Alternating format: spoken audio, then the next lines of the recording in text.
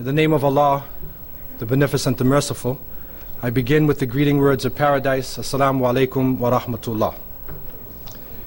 And we want to extend special greetings and hopes of peace and understanding to our non-Muslim friends who are gathered here tonight, those who may be passing through the hallway, those who may look in the window.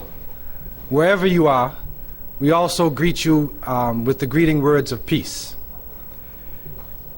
It is so important for the people of America and the West to begin to understand the cultures of the world.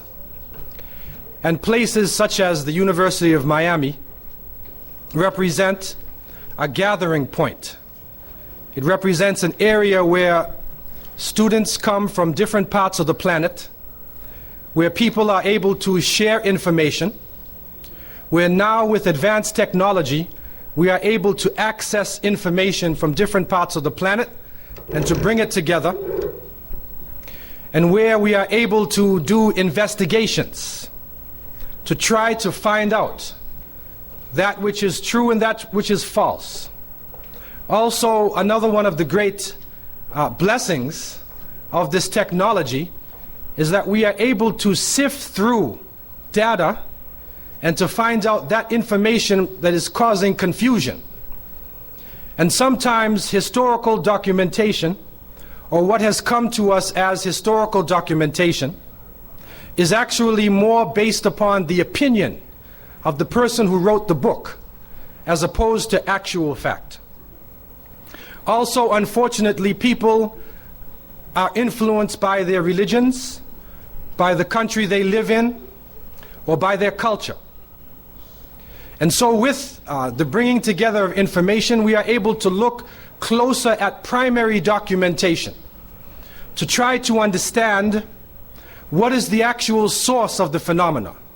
And then we can sift away the other opinions and the other bits of information that were brought together as though they were the actual fact. And so tonight we are looking at culture. We're looking at the culture of people in America and Canada and the Western countries, and how this affects people throughout the planet. And we want to do this in the light of this concept of stereotyping. Because this concept of stereotyping has had a very difficult or critical effect upon the cultures of the people who lived here in the Americas over 500 years ago or more, the native population, also African American people. People of all different nationalities have found themselves at one point and another being stereotyped. For some reason, based upon the changes going on in the international arena, politically and economically, for some reason, the Muslim world, Muslims today are being targeted. And even Hollywood itself is taking on a role, an aggressive role, in dealing with the name Muslim or the name Islam. When I was growing up in America here, the bad guys were usually Japanese, Germans and Russians in the 70s and the 80s. And of course the native people, that's a given. They were always portrayed as being the bad guys in the movie. So the cowboys and the military people had to rescue the free world from the danger. Today we find that the bad guys usually are Spanish drug cartels, Afro-American gangs, Jamaican posse. But today the most sinister character that you could bring to the screen is the Arab terrorist. He seizes his hostages, and he will not release his hostages unless his comrades are released from the prison. And so then the forces of good, quote-unquote good, go into action, and we have found in the past few years, coming out of Hollywood, that even people like Chuck Norris in Delta Force, Arnold Schwarzenegger, the big muscles, and Steven Seagal with a little ponytail on his head, and all types of people are now chasing this new terrorist, this new phenomenon, this evil force, evil empire, seeking to destroy the world. Recently, unfortunately, we have heard of the coming of another movie called The Siege. And in this movie, which will be starring Bruce Willis and Denzel Washington and others, it is portraying germ warfare, chemical warfare in New York City. And so the FBI and the CIA and the American military are dispatched to try to deal with the new terror. They put their heads together. And unfortunately, the movie shows soldiers coming in, breaking into masjids, houses of worship of Muslims, and dragging out women with scarves on, taking people from their worship. And Muslims are being portrayed now as this dangerous international force. What is setting a new precedent in this case is that, from what we understand, these Muslims are put into concentration camps in America. This is a very serious issue. For those who have understanding of World War II, understand that when the United States government declared war on the Japanese and the powers with Hitler, anybody who was from that nationality, who was considered to be a threat to the internal security of the country, could be put into jail. And Japanese Americans, Japanese Canadians, even though they may have been loyal to the government, were put into concentration camps. Also, those of us who lived during the 60s, when the rioting went on, when after Martin Luther King had been killed and cities were being burned, also realized that there were concentrations set up for African Americans, that if the riots got out of control, there was a plan that has come forward now, and all of the nationalist organizations were broken apart, infiltrated, the leaders were killed and sent into exile. And there was a specific plot that if the African American population became too volatile and out of control, that they, or at least the more negative, volatile elements within their population, could be put into concentration camps in America. So the fact that these concentration camps existed, and the fact now that Bruce Willis, after fighting against aliens and meteors and comets and fighting everybody and saving America, now wants to save America against the Muslims. This is the furthest thing from reality. Because the reality is, Muslims are not a tiny group of people trying to destroy the world. This is a complete stereotype. Muslims make up 23.1% of the Earth's population. This is not a tiny cult in the Middle East. This is an international phenomenon. There are over 60 million Muslims in China, over 70 million Muslims in the former Soviet states, millions of Muslims in Europe. It is the majority religion on the African continent. And Islam is probably the fastest growing religion here in the Americas. There are millions of Muslims throughout the world. And for those who used to think that Islam was a racial religion, in the sense that it was the religion of Africa and Asia, we found out in the Chechen struggle that the Chechen people, the people of Chechnya, who resisted the Soviet government, are pure Caucasian people. They live on the foot of the Caucasoid Mountains. And so those ancient, or those old, outdated anthropological terminologies, how they used to categorize us, even here in the University of Miami, as being Negroid, Caucasoid,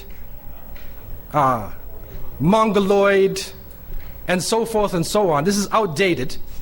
But still, if you go by those terminologies, which don't really make sense, there are Muslims who are Caucasian people who led one of the strongest resistance to oppression of the 20th century. And so therefore, this is not a racial religion. This is not a cult-based religion. This is an international phenomenon. And the most important aspect about being a Muslim is not wearing certain clothing. It's not eating certain food or speaking any language in particular. Islam is the religion of Tawheed, which means the religion of the belief in one God. And we are taught that this belief in one God was shared by people throughout the planet from the beginning of time.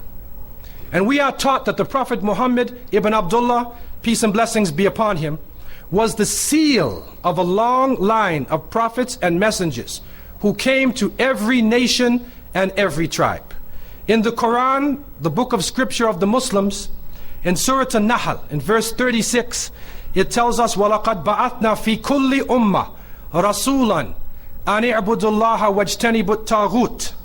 And we have sent to every nation a messenger that they would worship Allah, they would worship the Creator, and they would stay away from false gods. And so we find that monotheism is not the property of any particular group, but it is the property of the whole of humanity. Those who have had the opportunity to travel have found that monotheism has been shared by people in all countries of all different languages. I had the opportunity to travel in many countries, and I questioned the historians and those people who were keeping the culture, the local culture. And I found that even in China, the concept Shang Ti in Mandarin Chinese refers to the one God. That even the ancient Vedas, within Hinduism, there is a belief in one God, because Hinduism itself is not one particular belief.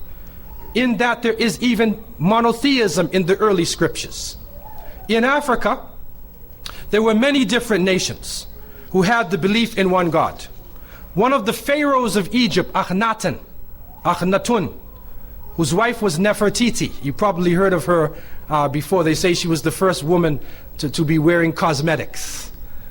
This is in one of the ancient kingdoms in Egypt itself. History tells us that Akhenaten was struggling against the myriad of gods, the variety of gods in ancient Egypt, and he spoke about the power of Atun, the power behind the sun. Not to worship Ra, the sun god, but to worship the power behind the sun. In the Psalms of Akhenaten, there's very long psalms, and one of the sections reads as follows. It's speaking about the Creator, and it says, how legion or how varied are your works that are hidden from the face of men. O sole God, who is like no other, you made the earth according to your will, alone.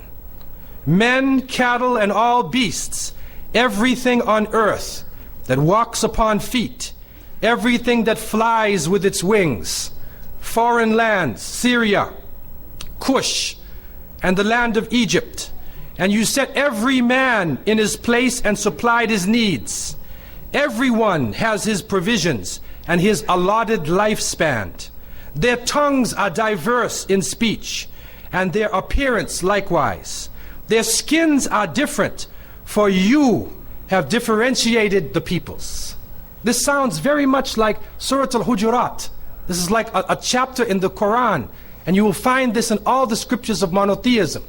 We are not sure that Akhenaten was a prophet, but we can see within his writings that Tawheed, that monotheism, was alive and well at that time in ancient Egypt. In other parts of Africa, you will find, like in the case of the San people of southern Africa, who are sometimes called the Bushmen.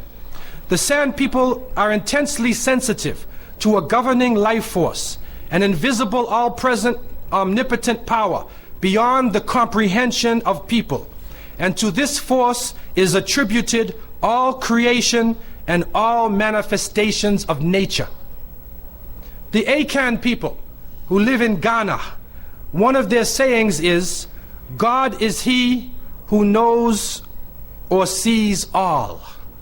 This is one of their sayings. The Burundi people living in Burundi also have a strong belief in the one God. It is part of the Bantu or Entu cosmic concept that looks at all the cosmic forces emanating from one point. The Xhosa people of southern Africa, they have a word, Qamata. When they use Qamata, it means Allah or God is the greatest. And they use this concept in their religion and in many of their ceremonies. The Ashanti people say, no one shows a child the supreme being. In other words, the child knows naturally about the supreme being. And so you find that in these traditional religions, contrary to what is taught in many religion courses, in the traditional religions, if you go back to the root, you will find the concept of monotheism. Ancient Egypt is probably one of the best documented areas of the ancient kingdoms before Christ. And you find that the further back you go, that the more the people were involved in Tawheed, in monotheism. Contrary to what is taught. What is taught in many religion courses is that people first worshipped material things, and then later on, Semitic people from the Middle East taught the belief in one God.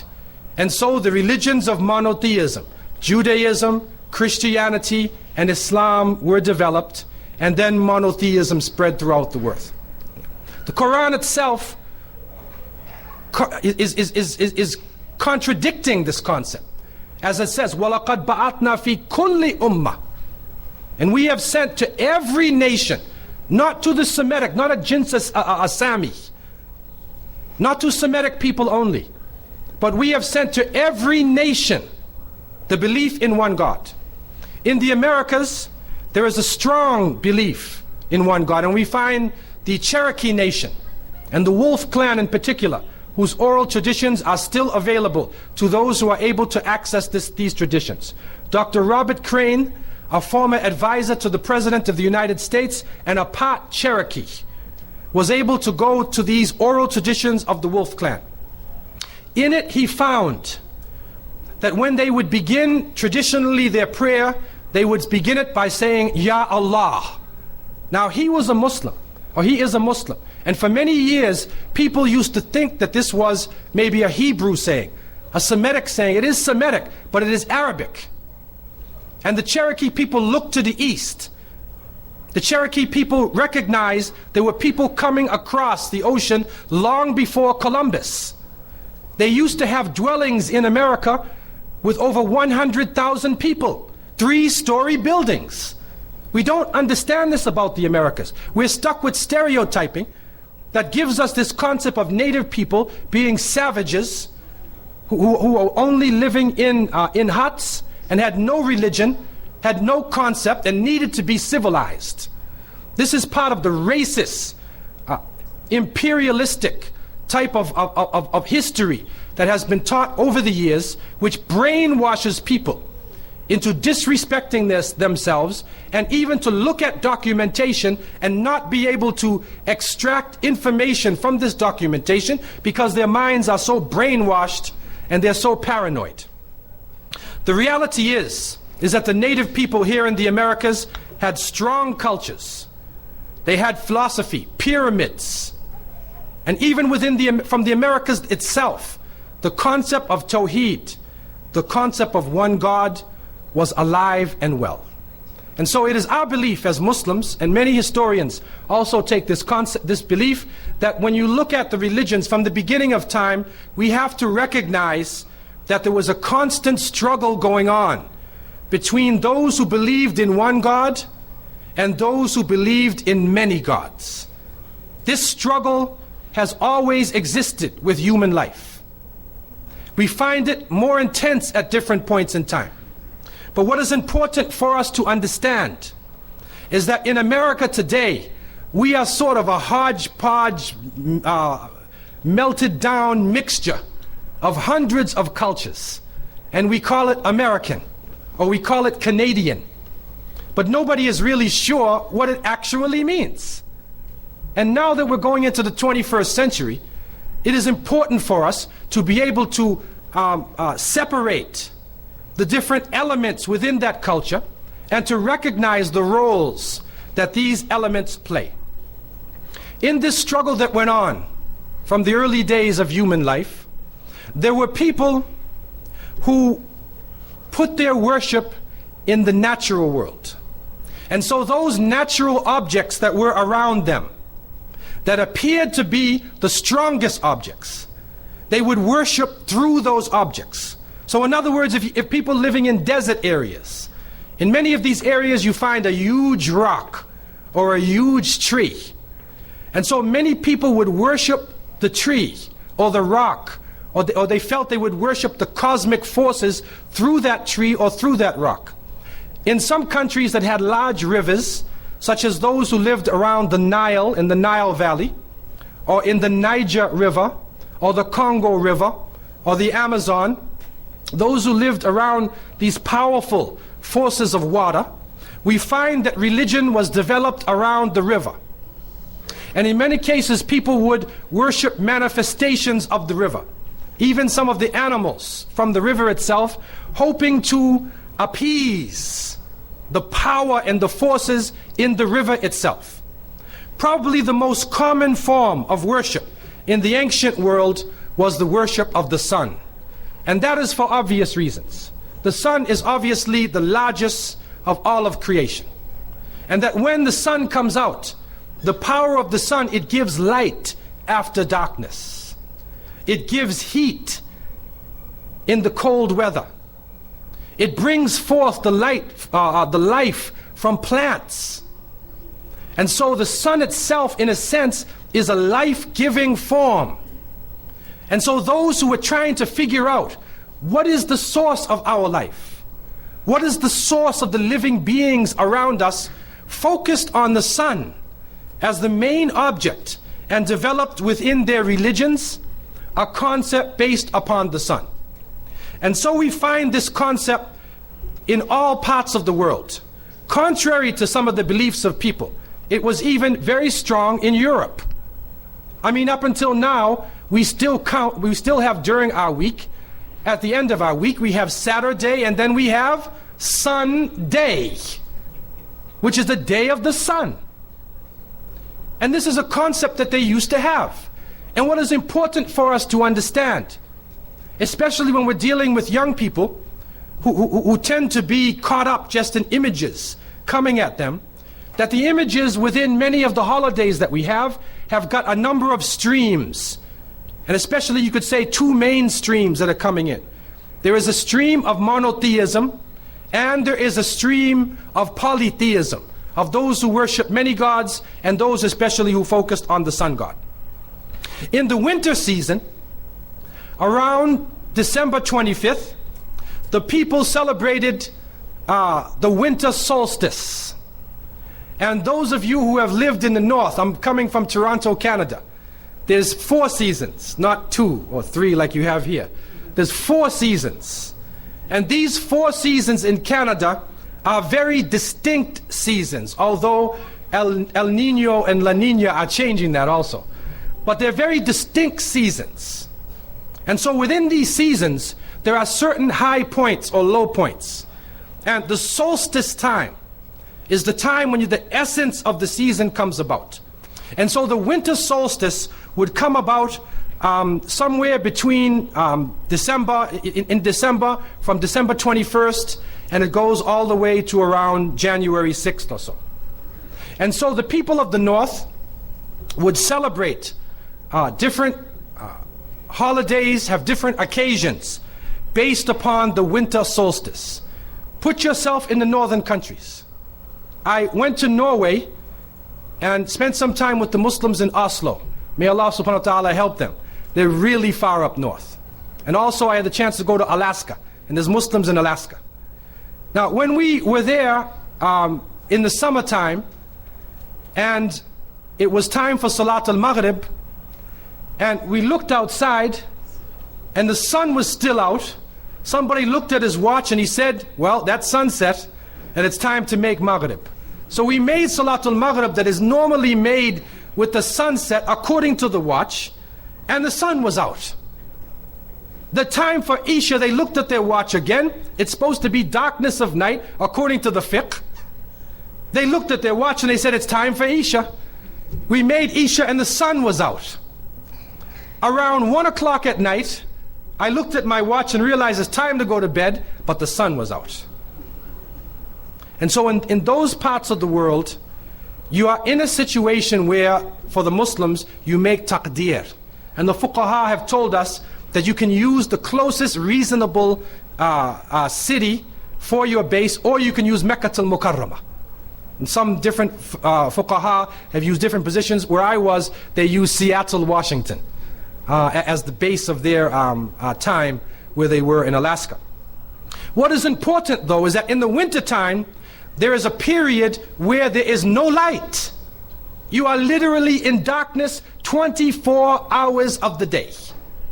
And this stretches for a period of time. Now, could you imagine if you're living in Alaska, or living in Canada, or living in Norway, and you don't have central heating, and the cold is outside, it's darkness around you, people are dying from disease, it's a terrible time, and every family would probably lose somebody, or they would know of somebody dying from the cold and disease during that season. This is the winter solstice. And so when the sun starts to come out, the people now are looking at the sun as a life-giving force. And so during that time, a number of ceremonies were held in northern countries. In the far north was the Feast of the 12 Nights, which stretched from December 25th to January 6th. Also in ancient Greece, there was the Bacchanalia, which was held for their god Bacchus, the god of wine and sport and play. The Romans had the Saturnalia for their god Saturn, their main sun god Saturn. And so you find during these times that the people held ceremonies in the north. They would burn bonfires. The light was important, the fire, because the fire represents the light, the life-giving force for those who worship nature.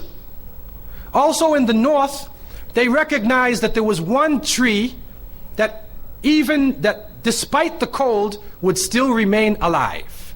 The evergreen tree, the fir tree.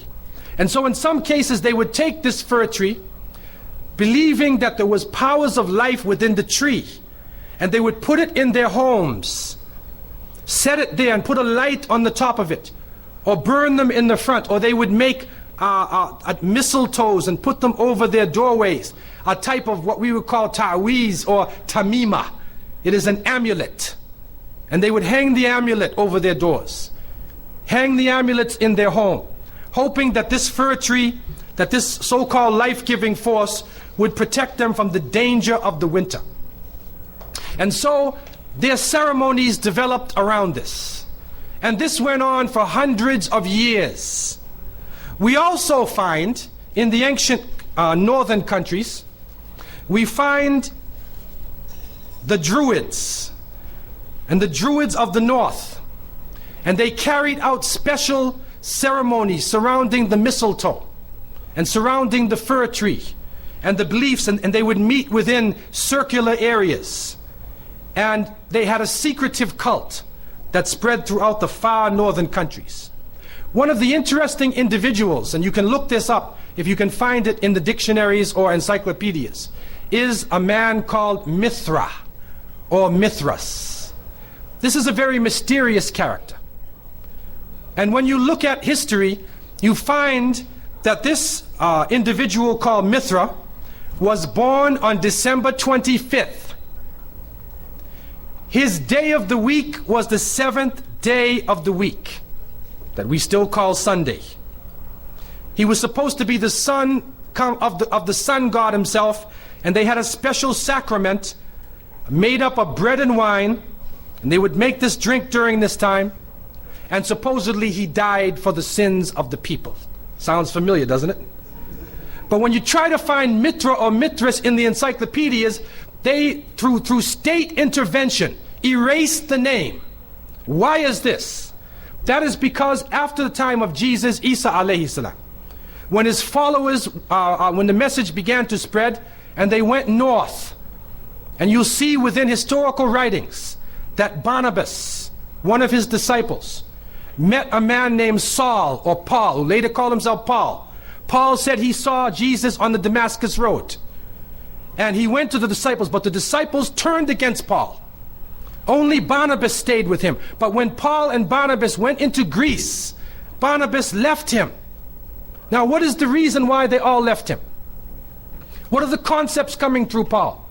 Many people say, well, they left him because he was Saul before, and he used to torture the early followers of Isa alayhi salam.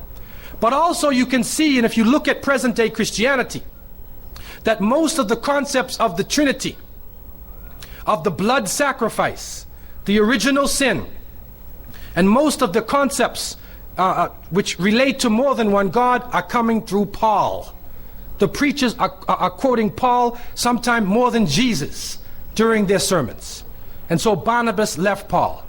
And somewhere in the early days, in Rome or Greece, somewhere in that area, those missionaries who were teaching the teachings of Jesus, Isa alayhi salam, met with this force coming from the north.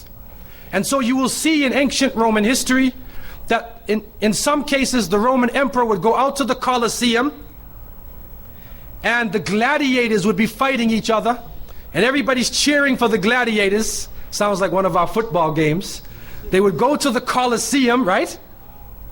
And the gladiators would fight. And then if one of the gladiators was down, and they would look at the emperor, should I kill him or not? And if he wanted to kill him, he would say, he would go like that. Right? You know, that sign down. If he said keep him alive, he goes like this. You know how we use it today? Yes. Okay? He gives that sign. Okay? One of the terrible things happening during these rituals at the Colosseum is that they would bring the Christians out, literally men, women, and children, and feed them to hungry animals. They would take a hyena or a wolf or a lion and get it hungry and crazy and beat it and throw raw meat at it and then send it out on the people, and they would literally cheer and watch as the animal ripped the bodies apart. This is a terrible culture. Tear the bodies apart. And so somewhere along the line, somebody who couldn't take the torture, who felt that maybe we can win these people over, made a compromise. And you start to see changes going on from the early part of the Christian era in Southern Europe, where the major ceremonies held by the nature worshipping people are combined with Christian names and Christian ceremonies, and therefore what comes forth to us is a mixture with the two streams coming together, where you get a monotheistic name or a monotheistic character with a pagan ceremony. And so the mixture of this together is what is giving us the present day holidays that we see. Number one, we understand that Isa alayhi salam, according to the different reports of the different scholars in many religions, he was not born in the cold weather. History shows us that he was born during the warm weather. Even in the Christian traditions, they have the belief that the shepherds were tending their flocks outside. And in Palestine, you cannot keep your flocks outside in the wintertime in the evening. You bring them in because it's cool at night. And so it was the warm weather. It was also the time of the taxes in the north.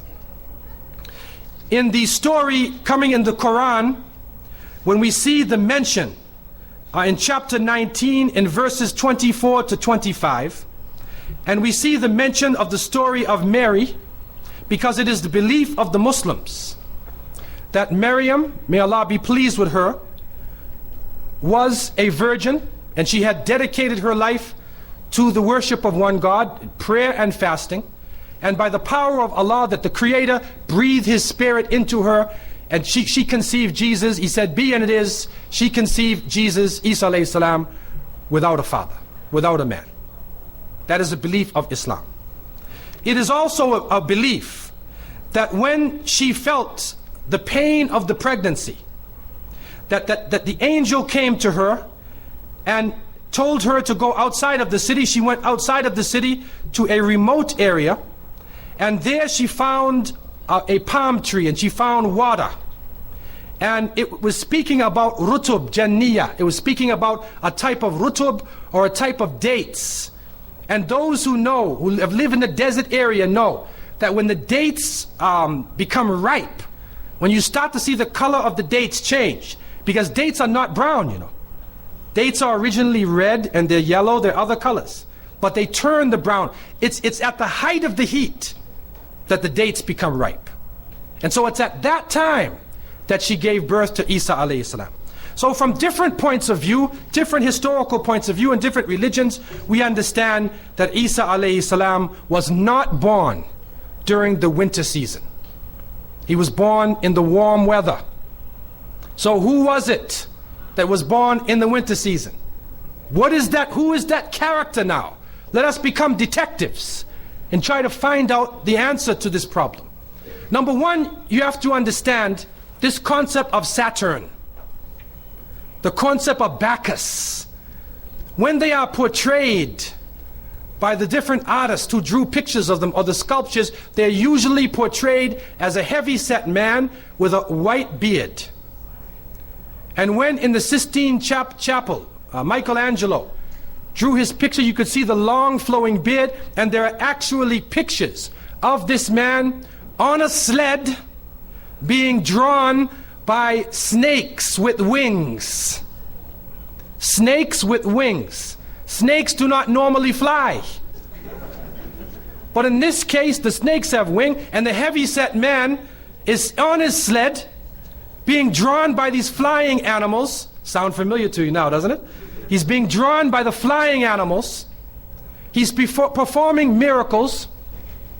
He's coming out on December 25th, which is not the birthday of Isa alayhi salam, has nothing to do with Christianity. It is the time of the Bacchanalia and the Saturnalia. And he is representing riotous fun, drunken revelry.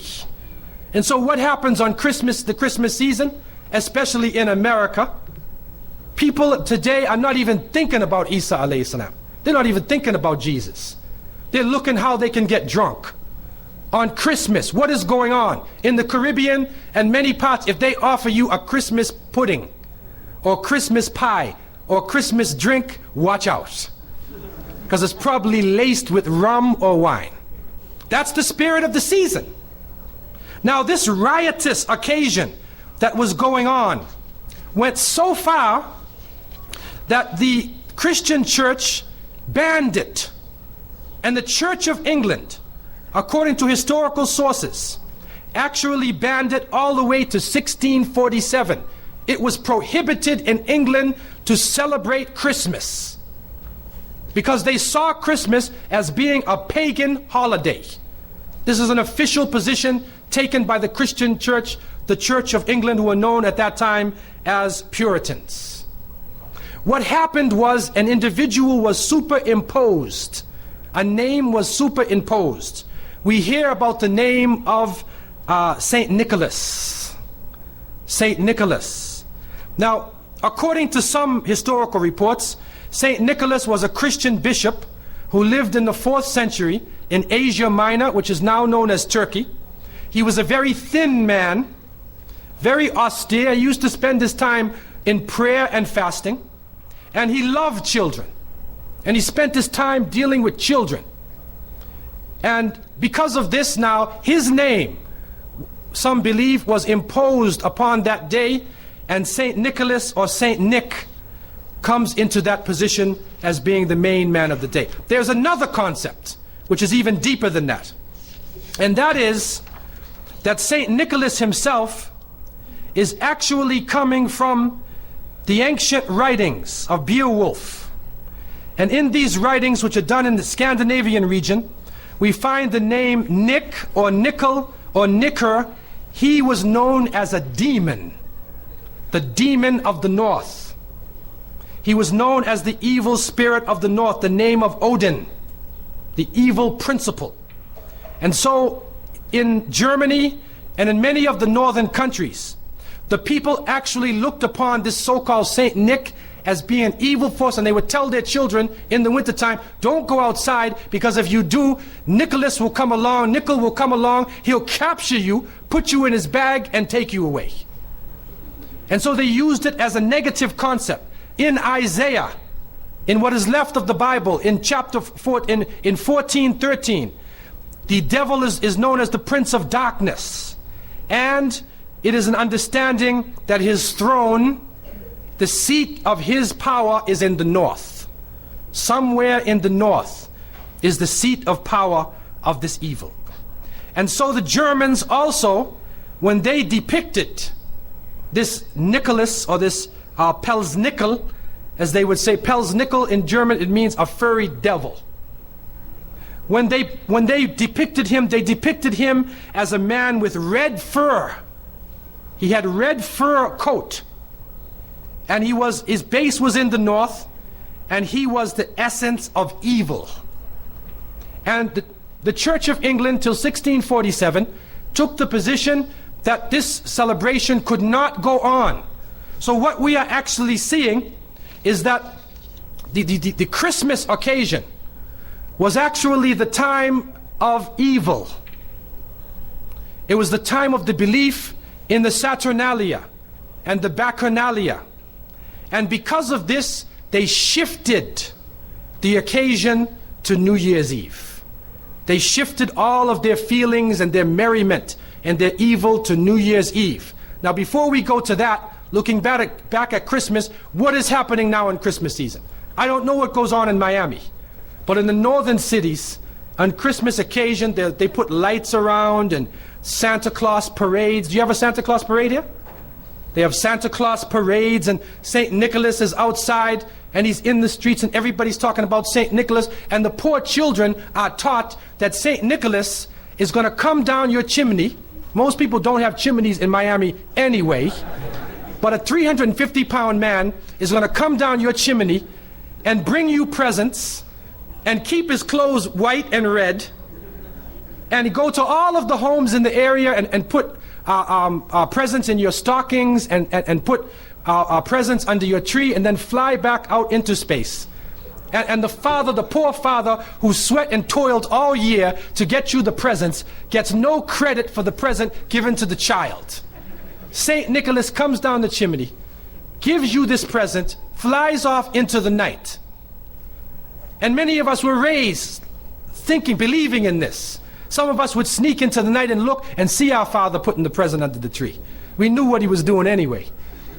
But you went along with it, and the people say, well, you know, it's Christmas. Don't you like to have fun? You want to stop the children from having fun? What kind of people are you? But what are you teaching the children? You are using the name of Jesus, using the name of Isa alayhi salam, and you are using a figure who historically is the devil. The devil himself, wal-iyadhu billah. They are using his figure, and he has now taken over the Christmas season. Christmas now to most people means materialism. You have to buy presents for your cousins and your friends, and you got to buy about 34 presents. And you find that most American people are in debt for 6 months after Christmas. Now, where is Jesus? You get drunk, you fight, you lose all your money, the stores raise their prices. Isa alayhi salam is described as a very humble person. Most of the time he didn't wear shoes, only 1 or 2 changes of clothing. A very simple person, eating very simple food, fasting most of the time. You see what is going on? There are 2 streams now, a stream of polytheism, a stream of monotheism, and now the polytheism, the materialism, is overtaking the monotheism and standing in the way and taking over our society. And some foolish Muslims coming along from outside of in their country say, well, I just want to be an American. I want a tree too. So I said, one of the brothers said he had a Christmas tree in his house. He came for, I said, brother, do you know what the tree stands for? He said, no. Okay, I'll get a palm tree with dates. I'll make it halal, a halal Christmas tree. But brother, you have to understand what it means. You have to understand what it means. Number one, the Prophet ﷺ, when he talked about a ruqya wa tama'im watiwala. He said all of these things are shirk. That if you hang amulets thinking that this ta'weez or this amulet is going to protect you from something, then you are actually giving power to the creation of Allah and taking it away from the Creator. If you think that by making some spells, going to a magician and asking them to put a spell on someone, you want to get married, so you go to the Sahir and say, put a spell on Ali, I want to marry him. Put a spell on Zainab. What kind of marriage are you going to have if you go to the magician? And so the Prophet, peace be upon him, named all of these things, the superstitions, the amulets, all of these type of things are the other stream which goes away from monotheism, from the belief in one God, and takes you into another religion. And so when the Church of England imposed this harsh penalty upon people who practice Christmas, they moved it to New Year's Eve. Now, New Year's Eve historically in the North was known as Hogmanay. Originally, the New Year for the Romans was March 1st. That was the New Year, not January 1st. So all of you who are on January 1st, where was I on January 1st? You're waiting for the light to go up in Times Square. The reality is, for the Romans, March 1st was the beginning of the year. And when you look at the number 7 in Latin, you find Septem. So September was the 7th month, October, November, December. And so you find that the Latin words for these last months, October, November, December, 8, 9, and 10. So these weren't the last months of the year. It was 8, 9, and 10. And so what actually happened was, when they imposed the New Year on January, it is for the ancient god, or their so-called god called Janus, the two-faced god, 2 faces, who shows you one face and behind it is another face, the master hypocrite. And so this is what is going on at this occasion. And we find now that on January 1st, right on that evening, December 31st, when it changes, you find people are usually drinking, they're involved in some sexual activity at that time. The whole concept of Jesus and monotheism is lost. It is the other religion. What is also interesting for us to remember is that after January, in February, that somewhere around the middle of February, there was a celebration that was known by the ancient Romans as the Lupercalia. And the Lupercalia was a ceremony, and luper means wolf. And they depicted a wolf chasing a little girl. And so they had a ceremony. I'm not making this up, by the way, right? If you want to, you can look this up. If you don't believe me, go to the encyclopedia right after we're finished. A children's encyclopedia. Look up Valentine's Day, Easter, Christmas, and Halloween, and you'll find everything I'm talking about. Okay? You want to go deeper into it, go on the internet. Okay? And you look up the pagan roots of all of these holidays. And so, the Lupercalia was the celebration of the wolf. And the authorities there would gather together young people, and they would put their names into a box, men and women, and they would take out the names, and whoever was your partner, whoever you picked, whatever name you picked, was your partner for the day, and all types of sexual activity went on during that day. They were totally out of control. That is the Lupercalia. That's what it really means. Okay?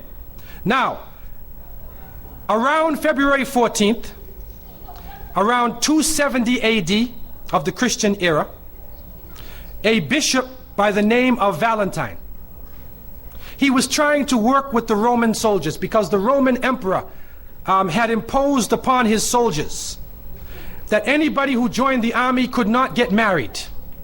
Because if you got married, you're thinking about your wife all the time, and you're a useless soldier.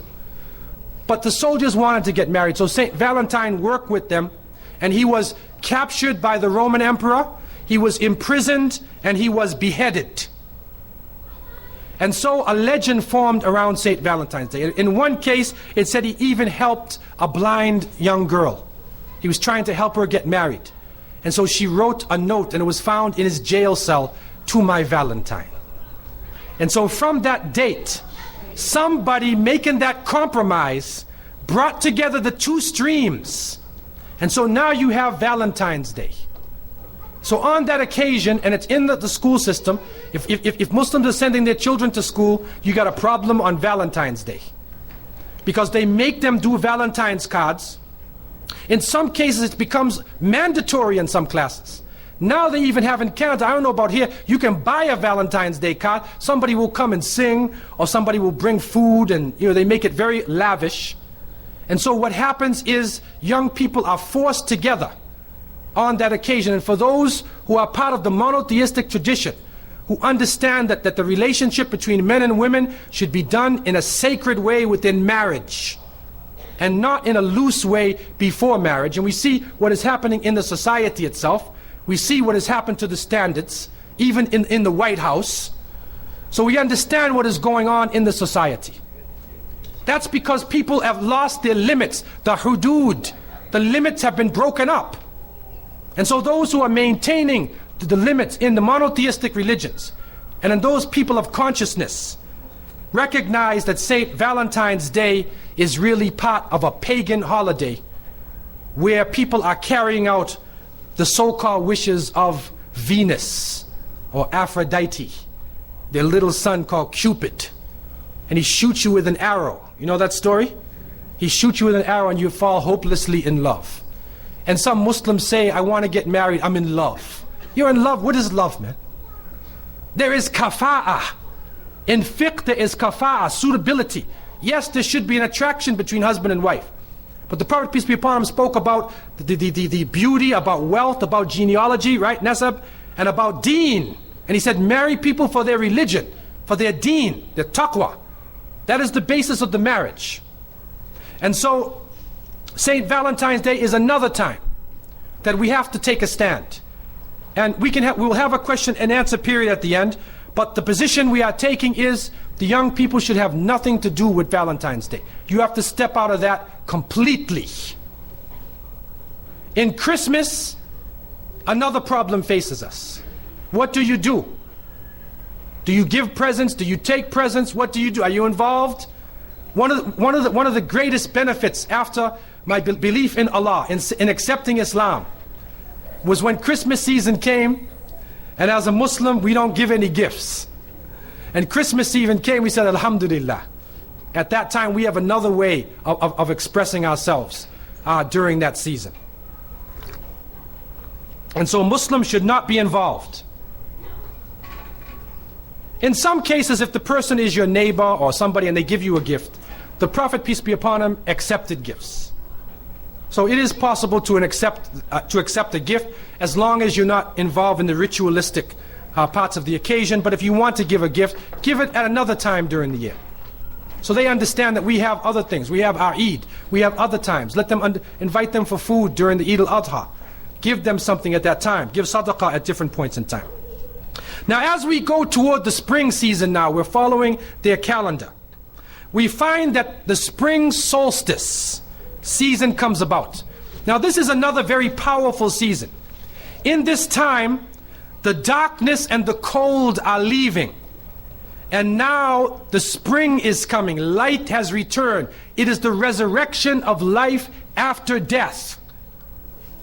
And so with the light and the water and the rain, life then becomes, and those trees and plants, in Canada we lose all of our trees and plants in the winter. You probably don't down here in this region. But up in the north, all the trees lose their leaves except for the evergreen. And so in that spring season, the spring solstice, in the northern countries, a fertility celebration came about. And the main figure in that fertility celebration was their goddess Ostre or Ostern. And according to them, she waved her wand and life came back after death. And so the symbols of that occasion became rabbits, bunny rabbits, chickens, eggs. You take two rabbits and put them in the backyard, and after a couple of days there's rabbits jumping around everywhere in the back. It's a fertility symbol. And so therefore, this became the symbol. Now, the compromise. The Christians coming in now who want to get benefit from the nature worshiping people, they use that saying, if you can't beat them, join them. So they came along and they joined them. And so now you find Easter. Look at it. This is supposed to be the time of the death and resurrection of Isa alayhi salam, but it is the pagan rite of the resurrection of life after death. And so they impose this occasion onto the spring season, and you find then both of these celebrations coming about at one time. The reality is, and the Muslims understand from the revelation of the Quran, that Allah subhanahu wa ta'ala tells us, وَمَا قَتَلُوهُ وَمَا صَلَبُوهُ وَلَكِنْ شُبِّهَ لَهُمْ. They did not kill him, and they did not crucify him, Jesus. But it was made to appear to them that they did. And so they carried out the celebration. What happens now is that people are involved in a series of rituals around an occasion which never actually came about. People are in shock sometimes. If you go ask the regular American or Christian person, what does Easter mean? And they say, well, Easter is the time of the resurrection of Jesus. Resurrection from the dead. They don't realize where it actually comes from. The reality is, it is a pagan rite. And it is based upon that concept of looking at the sun as the main aspect of life, because the sun again plays a powerful role during that season. In Europe also, during that week, you had Palm Sunday, Ash Wednesday, Good Thursday, Good Friday. There's a number of occasions, you can look them up and find them. On Good Thursday, you find many of the people, what they did is, in the north, they wouldn't bathe all winter. And so when the spring came, they said, now you got to take a bath. So you take a bath, they literally would go into the stream and take a bath, peel off their clothes, and then put on new clothes for Easter Sunday. And so many people you now see wearing their Easter bonnet and wearing their Easter suit and putting on their new clothes, but it is actually a cultural tradition based upon people coming from a terrible cold season where they were even afraid to take a bath because of pneumonia and other sicknesses that would hit people who did not have central heating. And so it flows, it continues to flow, and we begin to understand now that there are actually two streams. Now, going to the fall season, the Celtic people of the north used to believe that during the fall season their year began. And actually for the Celtics, their New Year's was November 1st. October 31st was the final day of the year for the Celtic people of the north. And that day was called the Day of Samhain. And this individual, wal-iyadhu billah, was supposed to be their god of the spirits of the dead, of evil again. And according to their belief, the evil spirits would rise to the surface and would terrorize people on that evening. And on that evening, if you did something wrong to a person, they'd come back to get you on that night. So some people would put on a disguise, so you couldn't recognize them on October 31st on that evening, and then they would be safe. Also, they would burn fires. Now the only thing we find left of that is the jack-o'-lantern that they would put inside of their window, made from the pumpkin. What actually happened in Europe is that the church moved All Saints' Day, a day for the saints.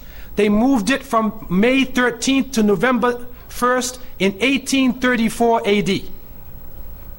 And so what they said was that the 31st night is All Hallows Evening. All Hallows Evening, which in America later became known as Halloween. Halloween. And they depict the forces of evil. What is happening now is that the children put on disguises.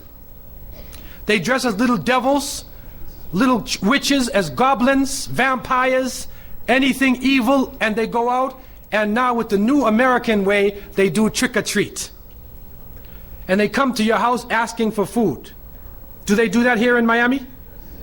Trick or treat. They knock on your door in their disguise. And some Muslims, thinking they want to be Americans, or they want to be Canadians, they send their little children, and they're in little disguises. So what are you going to dress them as? A little angel? What are you going to be? How are you going to dress and go out there? And so the reality that we recognize that, number one, this is the day of Samhain. And the Quran tells us, Inna shaytana lil insani aduwwun mubin, that the devil is an open enemy to humanity. There is no compromise with the devil. And so we don't play around and disguise ourselves as little devils, little shayateen. We do not disguise ourselves as this, because it is an open enemy to the people of monotheism. Also, there are a number of other aspects. What is happening now, as you may know in America, is that there is a new church coming about, which is called the Church of Satan. Wal iyadhu billah. And in the 60s in San Francisco, the church was initiated. And right now in the American army, if you are Jewish and you die, they bring you a rabbi. If you're a Muslim, they'll bring you an imam. If you're Christian, they'll bring you a priest or a minister. If you're registered as part of the Church of Satan, they bring you a priest from the Church of Satan. A'udhu billahi minash shaitanir rajim. And he is performing these rites and rituals, calling on the devil to accept his initiate. And so this is growing in this society. And they actually did a couple movies. They did this Rosemary's Baby. All right? They also, The Exorcist. And a number of movies they did to frighten people with evil. That you will be so afraid of evil, and they show the priests as bumbling idiots, falling down over their feet, can't do anything, running away from the devil. And the devil is a businessman in his suits. And he has the power of lightning and everything. So even though the devil dies in the end, you end up being more afraid of the devil than anything else. That's part of the plot, to brainwash people to be afraid of the shaitan. The reality is that the Prophet ﷺ said that the upper hand is better than the lower hand. Al-yad al-ulya khayrun min al-yad al-sufla. That the upper hand is better than the lower hand. What that means is you should be the one who gives and don't beg. That we should not be begging.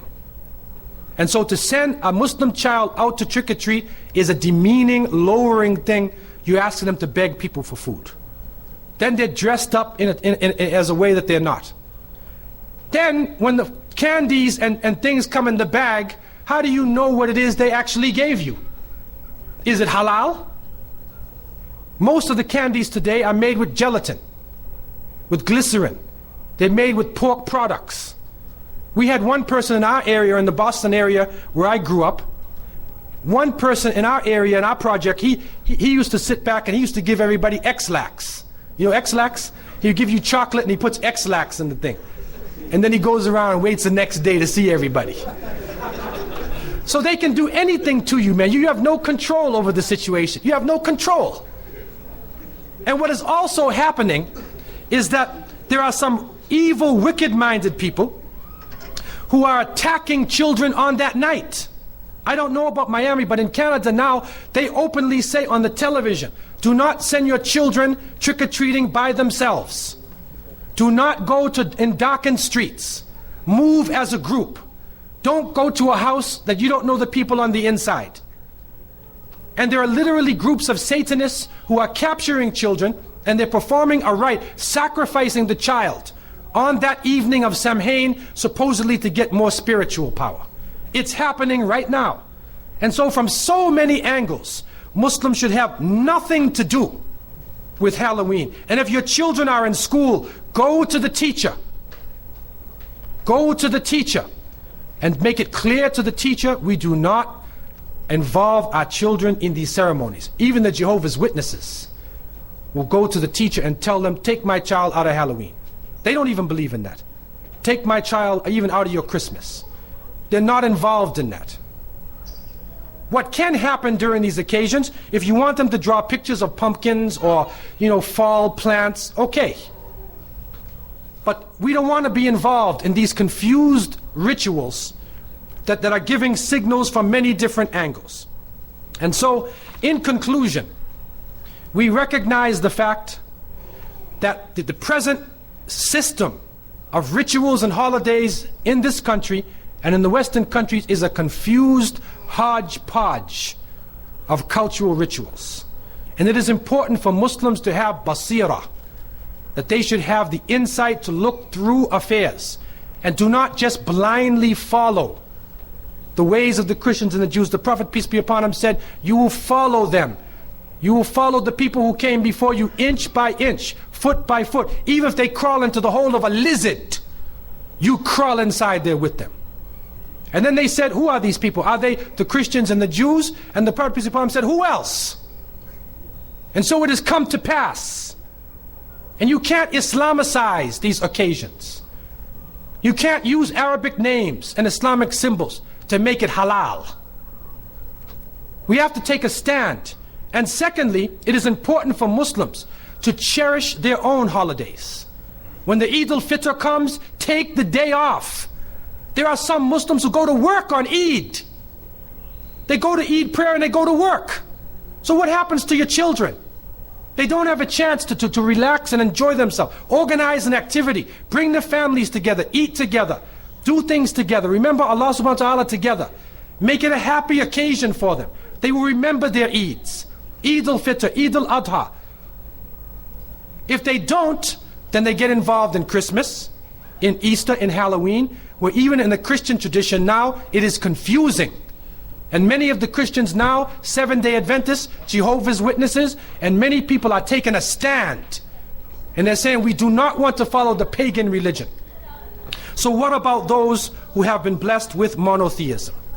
And so I want to leave you with these words. And I pray that Allah subhanahu wa ta'ala would help the younger generation to be able to take a stand. Especially for the Muslims, to take a stand, and for those non-Muslims to try to understand what Islam really is.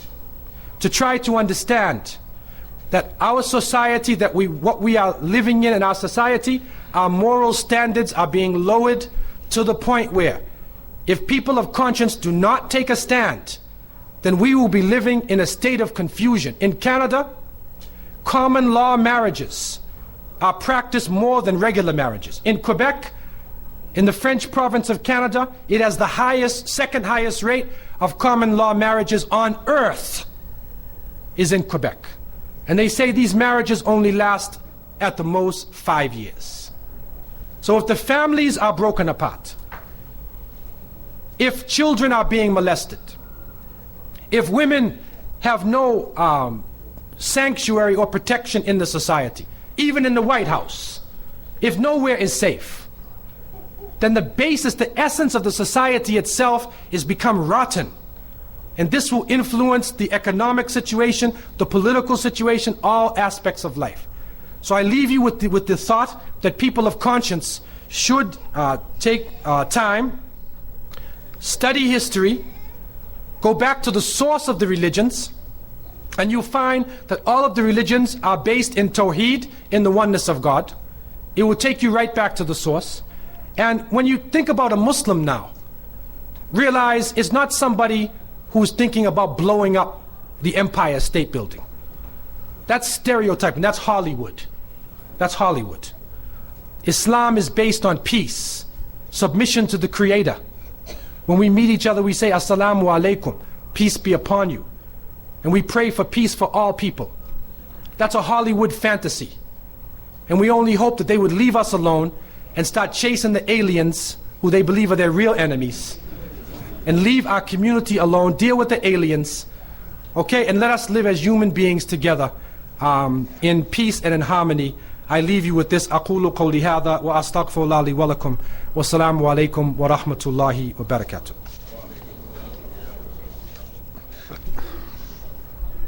Okay, concerning the questions, one goes as follows. When you said Isa alayhi salam, or Jesus, was born in the warm weather, could that be warm weather in Jerusalem but wintertime and cold weather in the northern western countries?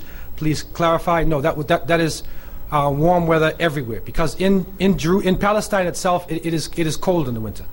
Many people don't understand that in many of the desert countries, it actually gets cold. There's a change in the season. So the people who are living in Palestine and those regions, they know the difference between the heat of the summer and the wintertime. It's not cold like the north, obviously, here in America. But there is a difference, and the historians believe that it is, all agree that it was the warm weather. Sometime in the warm weather, that means the warm season, following the solar calendar, right? The warm season anywhere in the world. Also, the question concerning the holiday Thanksgiving. There's a number of questions about that. It says, I don't agree with it. However, some of my Muslim relatives practice it. Comment, what about Thanksgiving? Well, there is some discussion of the fact that the native people here in this part of the world did have some gathering that they had at some point during that time. And in the northern countries, there's, during that season, it is the time when the plants are getting ripe and the harvest is there. And so people normally would take time out and thank the Creator. They would have some sort of ritual during that time of Thanksgiving. For Muslims, we don't follow any particular ceremonies to actually be following the day as a ceremony itself, because that would then put us into bid'ah. That would be an innovation. So we don't actually follow the ceremonies itself. However, thanking the Creator, we do that, we try to do that every time you eat. You should make dua, before that, and you should thank Allah subhanahu wa ta'ala for giving you the rizq, or giving you the provisions of the food He has provided for you. And, for the people who are carrying this ceremony out, if somebody attends and the family is just having food, it's not really a ritual. If somebody just comes over to eat food and see the family, there's nothing wrong with that. What we are against is being involved in the ritual things of giving gifts, taking gifts, the trees and whatever. Just going over for a dinner itself, there's nothing really wrong with the dinner itself. It says, during the Christmas season, or during Christmas, could you explain why the complementary colors of red and green are paired together? That's a very good question. The green probably is standing for the life, evergreen. It's standing for the green of the plants themselves. The red, I know again, the image of St. Nicholas himself in the German belief is that St. Nicholas wore red. He had red clothing on. I'm not sure of the other concepts why they could use red, but the green normally does stand for the green of chlorophyll, of plant life. It stands for life itself. That's probably why they're using that. Another question is about Kwanzaa. This is a ceremony which is being held in the African American community. And those who understand our community know this ceremony was actually made by Dr. Karinga, right? I don't want to say Maulana. I don't know how he got this name, Maulana. But anyhow, Dr. Karinga, Ron Karinga.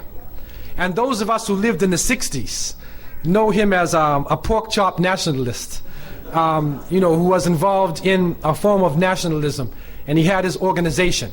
And those of us who were involved in the struggle, there were some funny things went on in California. Actually with Bunchy Carter, if you know what happened with the Panther Party, there was some funny stuff that went on during that time. So even to follow his leadership, even in the community itself, many people in the 60s would not follow the leadership of Ron Karinga. Secondly, Kwanzaa is just a thought. He just brought his thoughts together, and he said, well, we will mix together, we'll make the lights, and each day we will do a certain thing. And he just, thought up some good principles. And he made a ceremony about. So it's not a religion, and it's nothing that we should even have to do, or feel that we have to do. Because it's not African either, by the way. There's no part of Africa they celebrate Kwanzaa. So it's only following Ron Karinga, when you're doing Kwanzaa. So as a Muslim, we definitely would not be involved in anything to do with Kwanzaa. And we have better things to do, and we should give Ron Karinga dawah, and inshallah he should accept Islam. It says, can you please explain the difference between Sunday and the so-called Sabbath day, Saturday? Well, the Sabbath, you have to remember, Yom Sabbath. This is something with the children of Bani Israel, that it is the day Yom Sabbath. You can look in Surah Al-Baqarah. the second chapter of the Quran, and in different places in the Quran where it speaks about Bani Israel, and at the Yom Sabat, that they had to stop work during the day.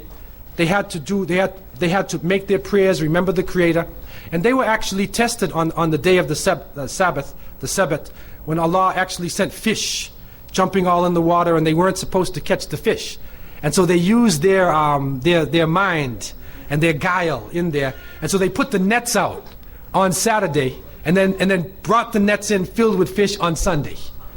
But according to Quran, they were changed into monkeys and pigs because of trying to play games on the Creator. And so, but still the reality is, we respect the fact that the followers of Moses, Musa alayhi salam, that this was a very important occasion. It is the day of Sabbath, the Sabbath, and it had great spiritual meaning for the children of Israel. And there's a difference between that day. They were monotheists. The followers of Moses, Musa alayhi salam, are monotheistic people. And there's a difference between that day and Sunday. Sunday is the other stream. That's the polytheistic stream of the people who are worshipping the sun. So there's a difference now. Of course, now in our hodgepodge type of culture, we bring everything together. And we're just American. Saturday, Sunday, Monday, or Moon Day. Everything's all together now, and it's secularized now, so nobody cares about religion anyway. So I'm just thinking about going to work or getting off of work. So the question surrounding Thanksgiving, working in a school of young children, as a Muslim, is my duty not to guide these children in holiday activities like Halloween, Christmas, Thanksgiving, when it is part of the curriculum, or when I feed children at lunch and the meal is pork. Now what do I do? How do I deal with this? Okay, this is a very difficult situation because there are certain rules within the boards of education that you have to follow. But I think, in the Canadian Board of Education, I believe it's the same here in Miami, you can go to the rules of the Board of Education, and you will find that all of the constitutions of the boards protect the religion of all the people who are in the board. So as a Muslim, if there is something which goes against your religion, then you are not required to do that thing if it is against your religion.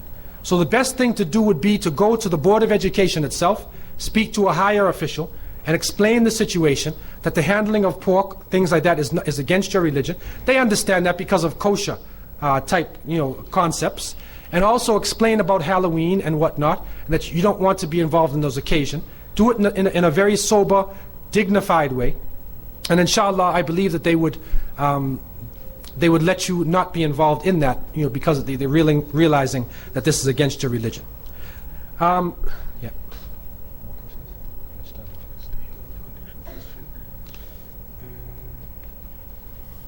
What did you say about the?